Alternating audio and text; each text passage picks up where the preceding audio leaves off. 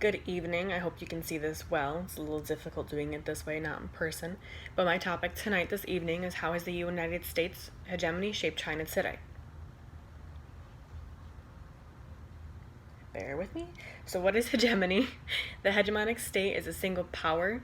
So basically the United States, for example, is a hegemonic state. And it controls both the economic portion as well as the military portion. But not only this, it also controls the political portion as well. It has a strong strength in it. It provides a public good to a system, so free market, capitalism, monetary stability, and it also creates, and keeps liberal international economics in order as well. So the United States, for example, is at the top of its international system. So even nowadays, it's not facing any of its serious rivals for the global leadership, but right now it's actually facing one or two, which is Russia and then China. But during World War II, what the hegemonic state looked like is that it was the main leading source of the international system. So its sources in the economies were the strongest at that time and were so ahead of others because, one, they weren't attacked. This is the why.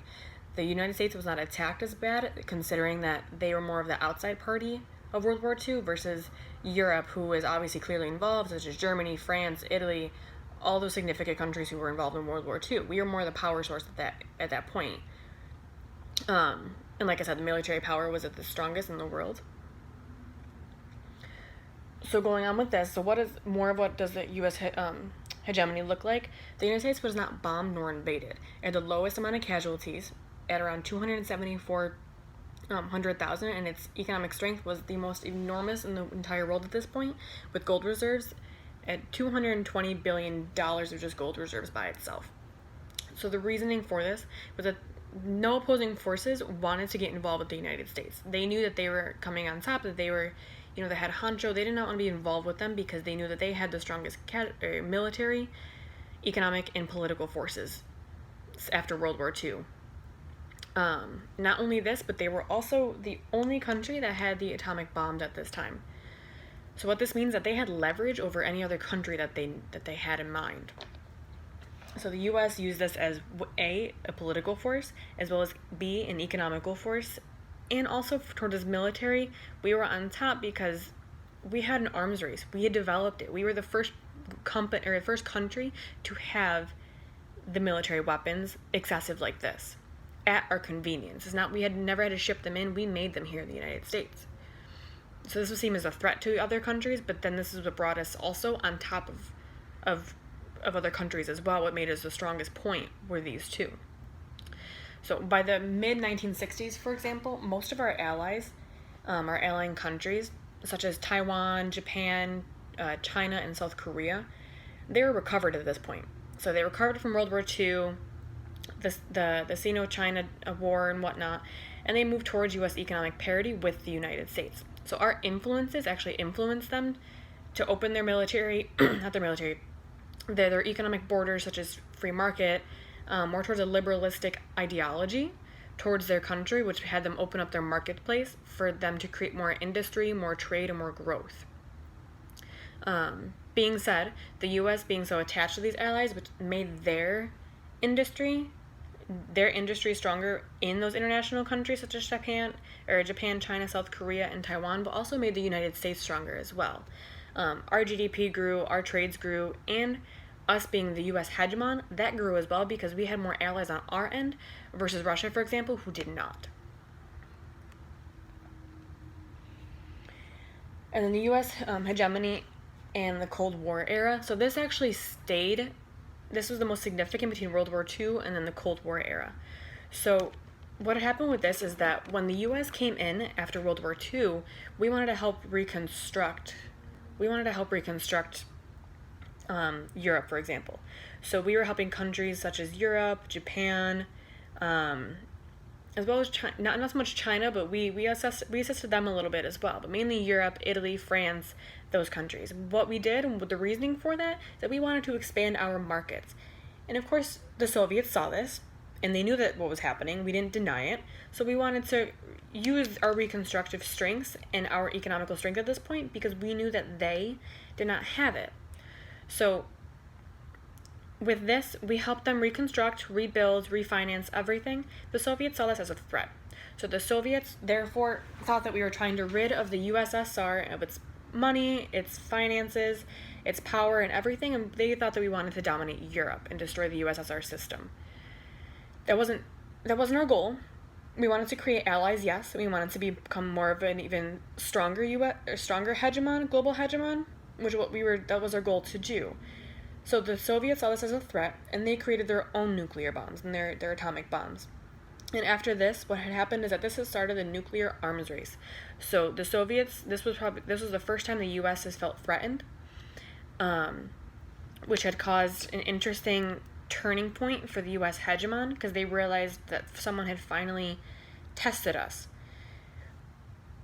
So at this point, this is where the U.S. hegemon was still its strongest point, because we had those the bonded relationships with our allies. So we are still on top because of our allies and who we are close with, because if something happened to the U.S., all those other countries would fall because of our political and our economic systems with those other countries. For example, our trading, our borders, our exports and imports as well.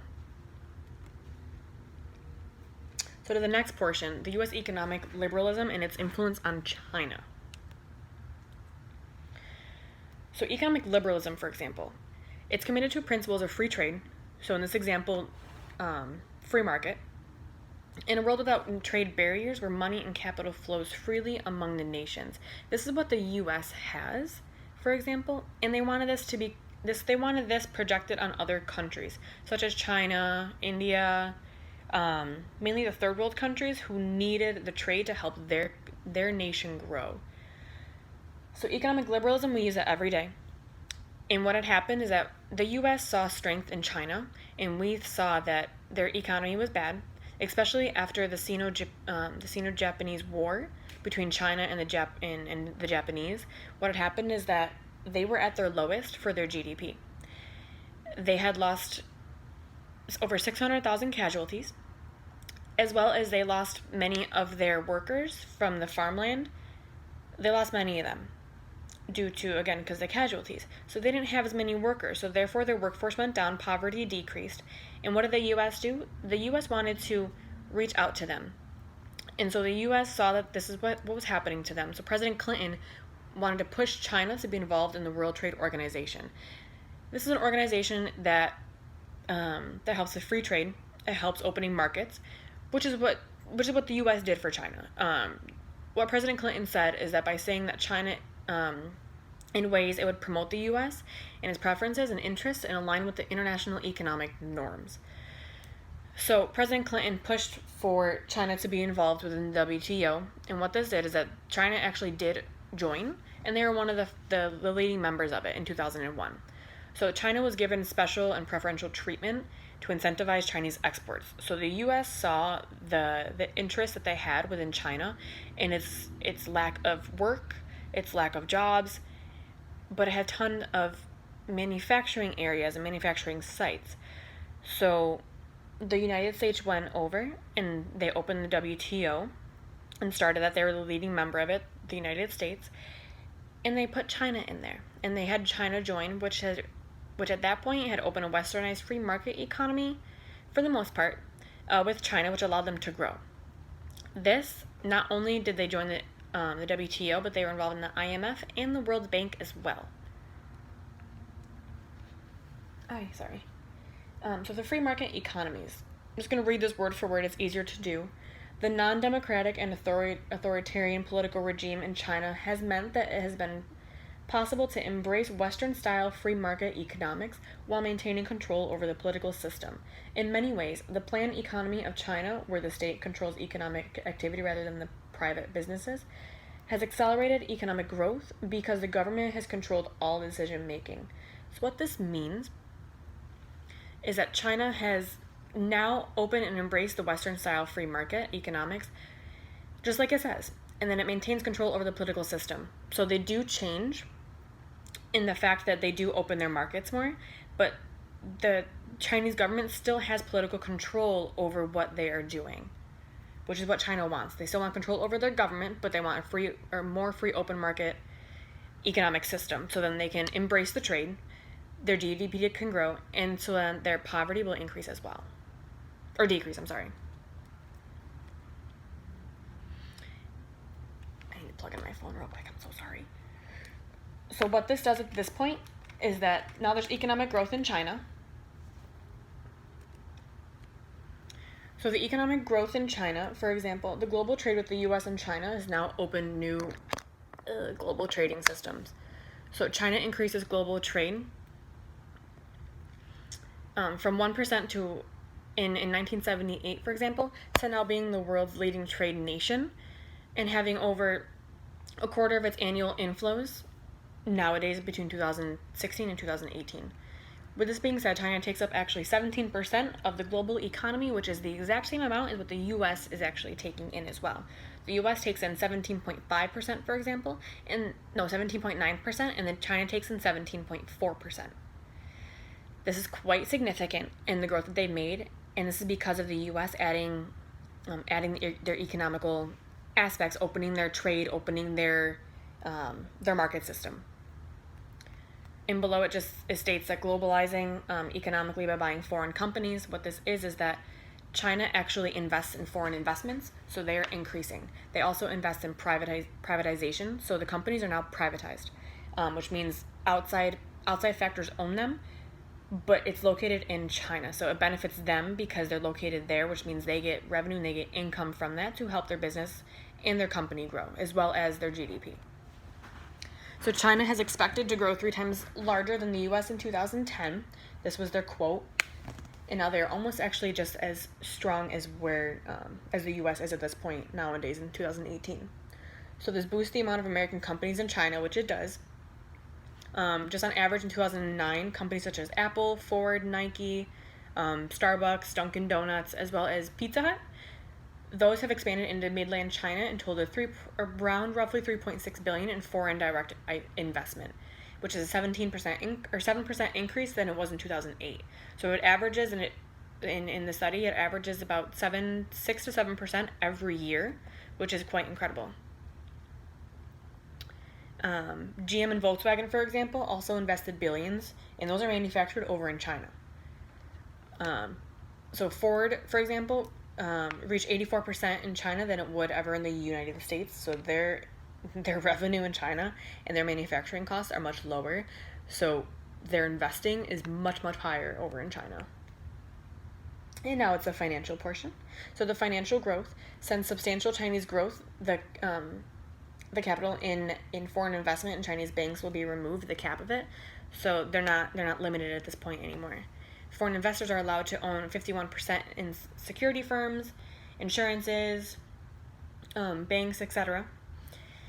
China is now the world's largest saver. So all the money that they have, and knowing where they came from originally, they are the largest saver in the entire world. They now have over 17.4 trillion in just domestic financial assets alone, and their total foreign investment in China reached $477 billion at the end of 2011. So this is actually exceeding what it was in 2007 by over $100,000 billion, I'm sorry. And companies want to share, the companies who have the share in the profit, 2/3 of them are sharing of the inflows and that are present in China. So with this being said, the role the U.S. Played on culture, this is more in the westernized culture. So the U.S. has actually cultivated its westernized aspects to China. For example, its television, its food markets, the food industry, culturally and socially as well, such as weddings, such as dress wear. Everything is more westernized. So for example, starting out, the Western food chain is the one thing that is increasing immensely in China. Every day, it is said that for example, in the U.S., the KFC chain is actually the highest one besides Starbucks. So the KFC surpassed 4,618 locations in 61 years just in the U.S., but in China, KFC spread over almost the same amount, minus 400, so around 4,300 locations in less than 30 years. That is half the time, almost the exact same amount of food chains, which is astounding. Approximately 10 new McDonald's are formed every day. 61% of Starbucks takes up the market in the food industry. The only difference with this is that it creates urbanization. So it creates a different aspect for China, as well as how the U.S. cultivates their culture within the Chinese Western culture. And this promotes there's a busier lifestyle in China, so therefore they need to turn to fast food because they don't have as much time. Hence, it's more Americanized and Westernized because that's what we do here in the United States. More Westernized trends. It's the wealth of buying power of growing middle class income introduces international brands, such as Apple, such as Nike, Starbucks, like I said, Mac, Windows. All these are all in China, and they take up a significant market of that type of industry. Local Chinese brands are failing because of the amount of westernized brands that are in the market. And 13 of 20 most popular brands in China are actually American. So the amount of Americanized products that we have and industries and manufacturing companies that we have in China are absolutely significant. So it already shows that the United States westernization is taking over part of China for their commerce.